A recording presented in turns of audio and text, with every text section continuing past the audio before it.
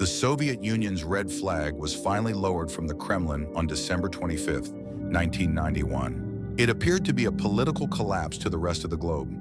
It appeared to be either a democratic or a communist win. However, you would have seen a different picture if you had examined the Ministry of Finance's ledger sheets.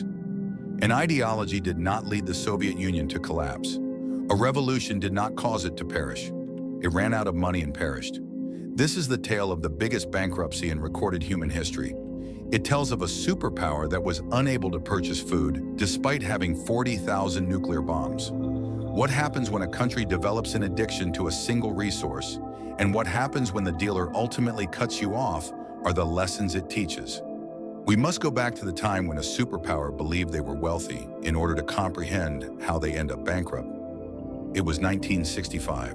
Soviet geologists discovered something that will alter the course of the 20th century in the freezing wastelands of Western Siberia. In particular, they discovered oil in the Samlor field. There was more to it than an oil field. A sea of black gold covered the area. This appeared to be a miracle at the time. Already, the Soviet economy was contracting. Consumer goods production was a challenge for the communist regime. However, they were no longer required to manufacture high-quality automobiles or televisions. All they had to do was make holes in the dirt. During the 1970s, the price of oil sharply increased. The Soviet Union benefited the most from the OPEC embargo on the West, which caused prices to skyrocket. Moscow was inundated with hard currency worth billions of dollars. It was the biggest lottery victory in Russian state history. This affluence, however, was a burden. It concealed the decay. The Soviet authorities gave up on attempting to mend their damaged economy since the oil money was so simple. If you can sell oil, why reform the factories? If you can just sell oil, why improve agriculture? The Soviet Union turned into a pro-state entity. In essence, it was a third-world economy with rockets from the first world.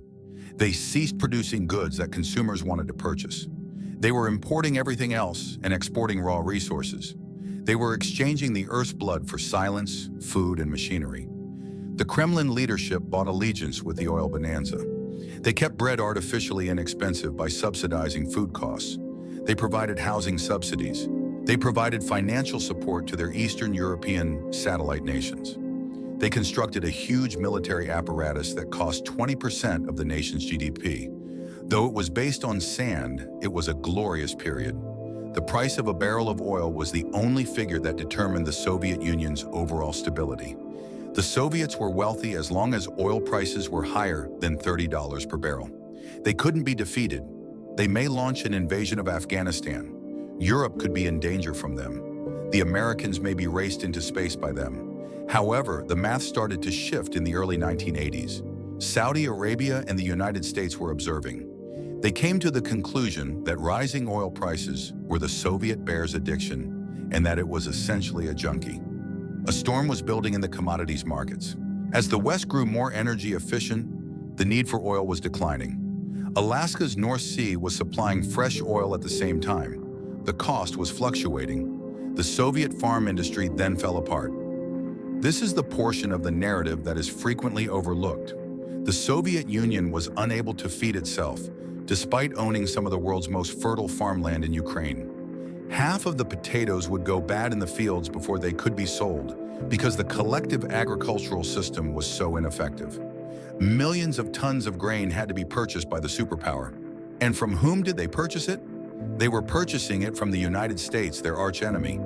The Soviet Union was importing grain to feed its people with over half of its hard currency profits by the early 1980s. In order to purchase wheat from the West, they were selling oil to them.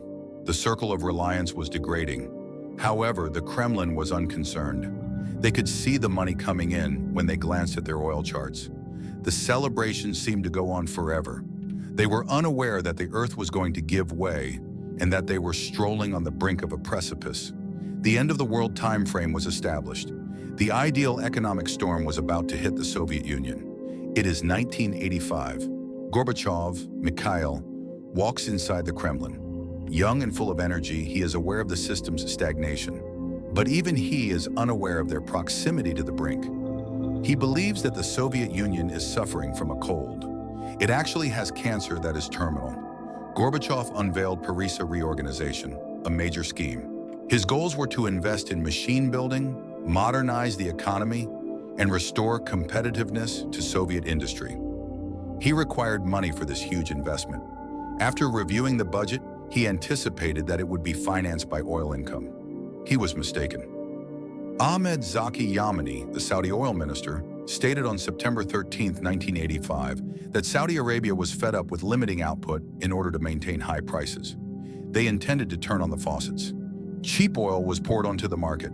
A slaughter was the outcome. The price of oil was $35 per barrel in 1980. It plummeted below $10 a barrel by 1986. This was a death sentence for the Soviet Union. Suddenly, half of the empire's revenue was gone. What would happen if you abruptly lost half of your income, but your grocery expenses, auto payments, and mortgage remained the same? Expensive oil was used to determine the Soviet budget. The ledger suddenly had a huge hole in it. Money worth tens of billions vanished. This occurred at the worst possible time. The Soviet Union was enmeshed in an expensive conflict in Afghanistan. They were supporting governments in Cuba, Vietnam, and Angola with millions of cash every day. They still had to purchase the grain while attempting to keep up a nuclear farce with America's Star Wars program. Every week, grain ships would arrive in Odessa and demand payment in hard currency, like as gold or dollars. Because the ruble was a soft currency, the Soviets were unable to make payments in it. Outside of the Soviet Union, it had little value. Rubles could not be used to purchase German machinery or American wheat. You required actual funds. Gorbachev had to make a decision. The generals would be incensed if he reduced military spending. He might reduce food subsidies, which would infuriate the populace. He may also borrow. He decided to take out a loan. The Soviet Union started obtaining large loans from banks in the West, Germany, France, and Britain. They were glad to lend. This was a superpower after all. Superpowers don't go bankrupt, do they? The credit rating of the Soviets was flawless. Their gold reserves were enormous. They appeared to be a secure option. Thus, the loans came pouring in. However, this was not funds for investments. This money was not being utilized to construct factories that would eventually turn a profit. This was money for survival. To keep the shelves from seeming entirely bare, the Soviets were borrowing billions of dollars only to purchase food and consumer items. It was a spiral of credit cards. To eat, they were borrowing.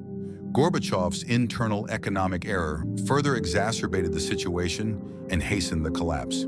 He started a crusade against alcohol. He saw that the Soviet workers' health was being destroyed by alcohol. Thus, he devastated vineyards and limited sales.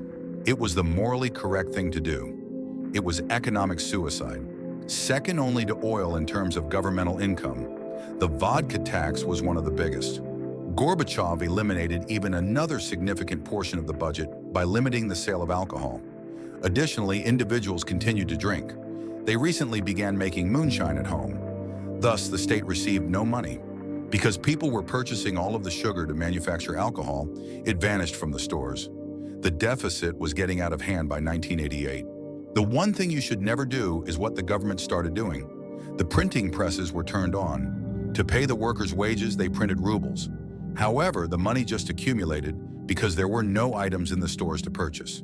We refer to this as a monetary overhang. The stores were empty, but the citizens had plenty of cash in their pockets.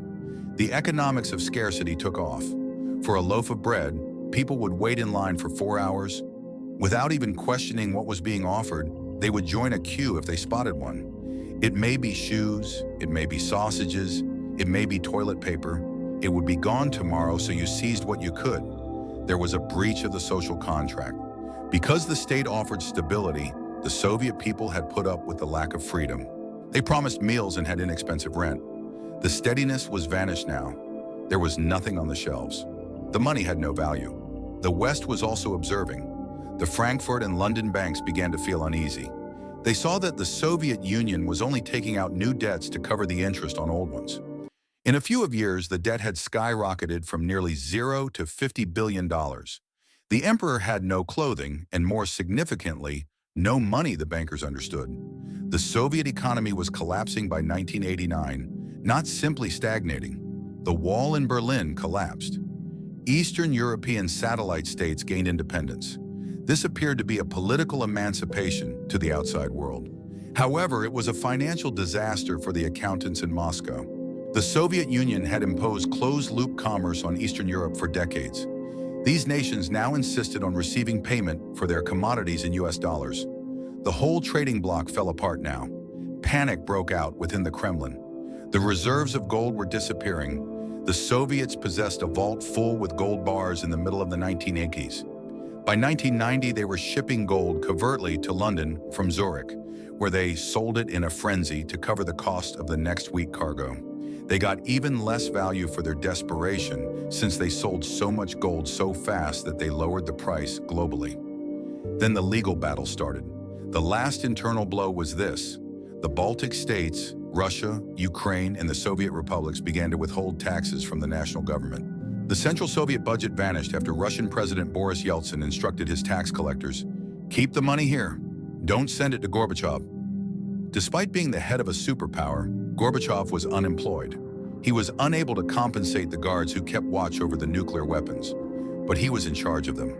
The unimaginable occurred in 1990. The Soviet Union began to fail to make its commercial payments. Off the coast of Leningrad, ships loaded with frozen meat and butter refused to dock. The captains radioed that they would wait for the check to clear before unloading the cargo. However, the checks were failing. The Soviet authorities had to plead.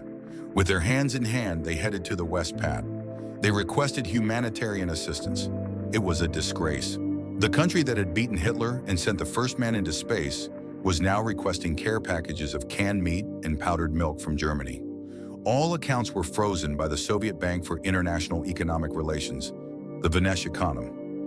One morning, Soviet businesses that had traded for real cash discovered that their accounts were empty. Their money had been seized by the state to settle the national debt. It was a nationwide kind of stealing. There was no more trust. The ruble was no longer used as currency. Barter took over the economy. Workers were compensated by factories in crystal glasses, tires, or anything else they created. After that, workers would try to exchange a bag of potatoes for a set of tires while standing by the side of the road. The sole legitimate market was the black market. The only actual currency was the dollar. With access to foreign currency, the new elite consisted of waiters, taxi drivers, and prostitutes. Scientists and professors were paupers. Gorbachev was overthrown by hardline communists in a coup in August 1991. Tanks were parked in Red Square. Their goal was to get everything back to normal. They desired to go back in time. However, they overlooked one point. Economics cannot be shot. The leaders of the coup lacked a strategy to address the debt. They had no strategy for stocking the shelves with food.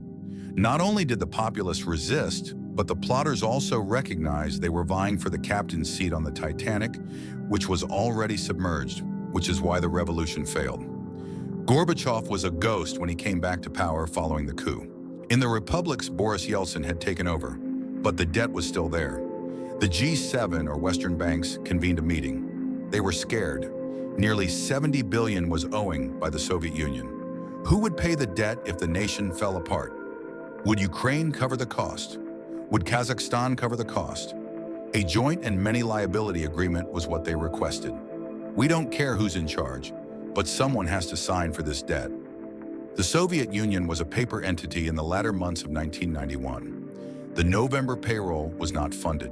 The December payroll was not funded. Large denomination banknotes that were worth less than the paper they were printed on were produced by the printing presses, which operated around the clock. The time had come for hyperinflation. The line ended in December 1991. Gazbank, the Soviet Union's central bank, fell bankrupt. They had actually ran out of gold. There were no more of the fabled reserves, which were said to number in the thousands. Only around 240 tons remained in the vaults, according to investigating prosecutors. In a last-ditch effort to keep the system running for another month, the remainder had been squandered, sold, or stolen. Mikhail Gorbachev signed his resignation while seated at his desk on December 25th. Despite being overrun by an invading army, he refused to retire. He was unable to write checks, so he resigned. Despite the official dissolution of the Soviet Union, the empire's shadow continued to haunt the ledger books. The seat at the UN was passed down to the nascent Russian Federation, which was headed by Boris Yeltsin. Both the debt and the nuclear codes were passed on to it. In return for seizing all of the Soviet Union's foreign assets, including the embassies and the remaining gold, Russia consented to assume 100% of the Soviet Union's international debt. The agreement had no options. The new Russia was destroyed by this debt load. The interest payments on the debts carried out by the communists choked the new democratic administration throughout the 1990s. This bankruptcy directly led to the subsequent shock therapy economic changes. No funds were available to ease the changeover. Overnight, subsidies were cut. Food prices increased by 2,000%. In a couple of days, millions of common Russians lost all of their life savings. The ensuing destitution was appalling. However, the collapse of 1991 did not trigger it. The addiction of the 1970s was the cause. The withdrawal symptom from the oil high was the agony of the 1990s. Russia's recovery from the crisis took years. When Russia defaulted once more in 1998, the world markets crashed once more.